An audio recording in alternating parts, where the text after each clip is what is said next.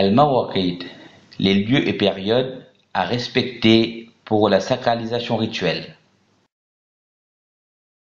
Pour le Hajj et l'Umrah, il y a 5 endroits à partir desquels le pèlerin peut entrer en état de sacralisation, et ils sont 1. Dhul Hulayfa.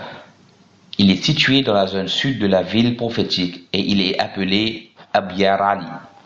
Il se trouve à environ 420 km de la Mecque et c'est le lieu de sacralisation pour les habitants de Médine. 2. Al-Juhfa. Elle est proche de la ville de Rabir à environ 186 km de la Mecque. Et c'est l'endroit de sacralisation des gens du Cham, de l'Égypte et du Maghreb. 3. Yalamlam. C'est une grande vallée sur la route des gens du Yémen en direction de la Mecque. Il est appelé aujourd'hui As-Sa'adiyya. Il se situe à 120 km et c'est le lieu de sacralisation des gens du Yémen. 4. Qarnul Manazil.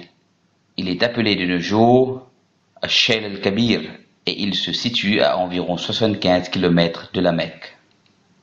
Et c'est le lieu de sacralisation des gens du Najd et de Taïf et plus haut sur la route de Taïf du côté d'Al-Hada.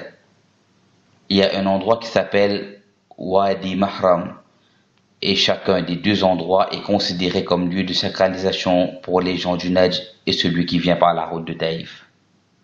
5. Dhat Irq. Il est appelé de nos jours Ad-Durayba ou Al-Khuraybat.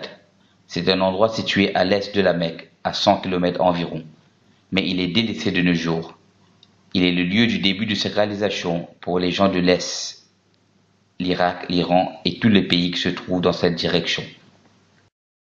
Et la preuve de tout ce qui précède se trouve dans ce qui a été rapporté par Ibn Abbas, qu'Allah soit satisfait de lui, qui a dit: le messager d'Allah, paix et salut d'Allah sur lui, a fixé comme lieu d'entrée en état de sacralisation pour les gens de Médine, Dhul Hulayfa, pour les gens du Cham, Al-Juhfa, pour les gens de Najd, Qarnul Manazil, pour les gens du Yémen, Yalamlam. Il a aussi dit: ils sont un lieu pour eux et pour tous ceux qui y passent, pour celui qui a l'intention d'accomplir le pèlerinage, aussi bien le grand que le petit, et pour celui qui réside entre les Mawaqid et la Mecque, alors qu'il débute d'où il se trouve, de même que les gens de la Mecque débutent de la Mecque. Il ne cita pas le règle dans le hadith précédent, car c'est Omar, qu'Allah soit satisfait de lui, qui le définit ultérieurement. Celui qui traverse ses limites sans la sacralisation doit obligatoirement y retourner, faute de quoi il doit procéder à l'expiation, en forme de mouton qu'il sacrifie et distribue aux pauvres de la Mecque. Celui qui passe par une de ces limites se sacralise de celui-ci, même s'il n'est pas de ses habitants, comme si quelqu'un de Najd arrive par le chemin de Médine, il se sacralise d'Abyar Ali comme l'est fait les habitants de Médine. Celui dont la demeure se trouve à l'intérieur des limites se sacralise d'où il est, comme les habitants de Jeddah, Najra et Shara'a.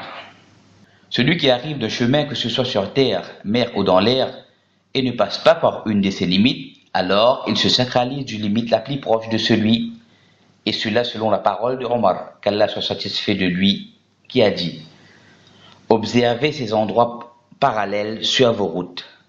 Accomplir le Hajj et qu'il est à l'intérieur de la Mecque, il se sacralise où il est. Mais pour le Umrah, il se rend au plus loin possible pour la sacralisation, comme à Ta'mim ou à Jir'ana. Pour le Hajj, il y a aussi des périodes de sacralisation. Il s'agit de quelques mois, de Shawwal, Dhul Qa'dah et les 10 premiers jours de Dhul Hijjah. Quant à la période de sacralisation concernant l'Umrah, c'est pendant toute l'année.